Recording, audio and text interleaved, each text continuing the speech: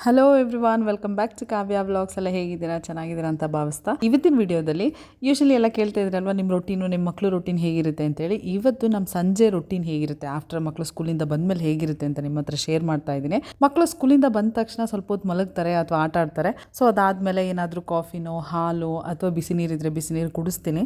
ಕುಡ್ದಾದ್ಮೇಲೆ ಸ್ವಲ್ಪ ಹೊತ್ತು ಹಂಗೆ ಆಟ ಆಡಿಕೊಂಡು ಸಂಜೆಗಾಗುವಾಗ ಓದೋಕೆ ಕೂರ್ತಾರೆ. ಇವತ್ತು ಸಂಜೆ ಓದೋಕೆ ಕೂತಾಗ ಆ ಟೈಮಲ್ಲಿ ನಾನು ಸ್ವಲ್ಪ ಫ್ರೀ ಇದ್ನಲ್ಲ ಅಂತ ಹೇಳಿ ಸ್ವಲ್ಪ ಬೇಲ್ಪುರಿ ಮಾಡಿದೆ. ನಮ್ಮ ಮನೇಲಿ ಬೇಲ್ಪುರಿ ಮಾಡಬೇಕು ಅಂದರೆ ಒಬ್ರೊಬ್ರಿಗೆ ಒಂದೊಂದು ಥರ. ಈಗ ನಾನು ಮನೆಯವರೆಲ್ಲ ಈರುಳ್ಳಿ ಟೊಮ್ಯಾಟೊ ಎಲ್ಲ ತಿಂತೀವಿ. ಅದೇ ಮಗ ಟೊಮ್ಯಾಟೊ ತಿನ್ನಲ್ಲ, ಮಗಳು ಈರುಳ್ಳಿ ತಿನ್ನಲ್ಲ. ಸೊ ಹಾಗಾಗಿ ನಮಗೆ ಬೇರೆ ಮಿಕ್ಸ್ಚರ್, ಅವ್ರಿಗೆ ಬೇರೆ ಮಿಕ್ಸ್ಚರ್ ಮಾಡಿ ಅದಕ್ಕೆ ಪುರಿ ಮಿಕ್ಸ್ ಮಾಡಿ ಇಬ್ಬರಿಗೂ ಕೊಟ್ಟೆ. ಬಟ್ ಸಮೃದ್ಧಿಗೆ ಮಾಡೋಕ್ಕೆ ಹೋಗಲಿಲ್ಲ, ಯಾಕಂದರೆ ಅವಳಿಗೆ ಆನಿಯನ್ನೇ ಹಾಕಿಲ್ಲ ಅಂದರೆ ಅದ್ರ ಟೇಸ್ಟೇ ಬರೋದಿಲ್ಲ.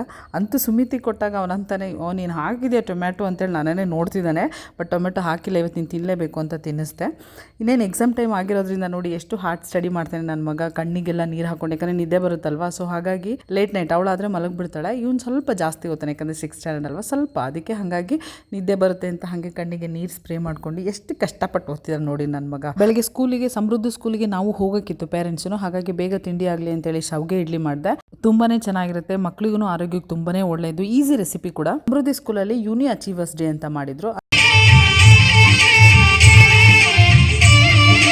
ಈ ಅಕಾಡೆಮಿಕ್ ಇಯರಲ್ಲಿ ಮಕ್ಕಳು ಹೇಗೆ ಪಾರ್ಟಿಸಿಪೇಟ್ ಮಾಡಿದ್ದಾರೆ ಅಥವಾ ಯಾವುದೆಲ್ಲ ಕಾಂಪಿಟೇಷನಲ್ಲಿ ಏನಾದರೂ ಪ್ರೈಸ್ ತೊಗೊಂಡಿದ್ರೆ ಅದನ್ನು ಅವಾರ್ಡ್ ಮಾಡೋಕ್ಕೆ ಅಂತ ಈ ದಿನ ಮಾಡಿದರು. ತುಂಬಾ ಚೆನ್ನಾಗಿ ಮಾಡಿದರು.